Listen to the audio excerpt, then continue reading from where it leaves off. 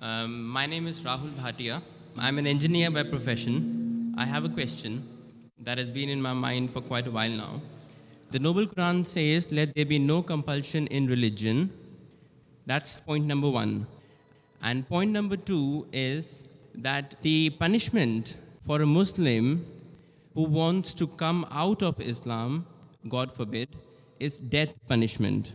According to me, this signifies a virtual compulsion in the mind that this is the punishment which will be given to me, so hence I cannot do it. And this kind of, I just need some clarification. I'm sure there is a clarification on this point. That's a very good question. He hasn't given the reference. First, he quoted the verse of the Quran from Surah Baqarah, chapter number 2, verse number 256, which says, La ikraha fid deen, there is no compulsion in religion. And that is part of the deen, that you cannot force anyone, you cannot compel anyone with the point of the sword or the point of the gun. His next question is that if any Muslim leaves his religion and becomes a non-Muslim, becomes an apostate, then the penalty is death. So isn't this a sort of compulsion? Before I give the answer, I would like to mention that every country has its own law, its rules and regulation. And most of the countries, one of the highest punishments is for treason.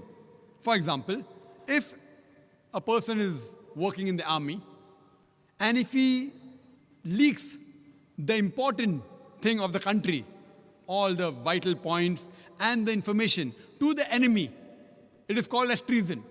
Most of the countries, if anyone does treason, sells the important blueprints and documents of the country to the enemy, many of the countries, the death penalty, many of the countries have life imprisonment.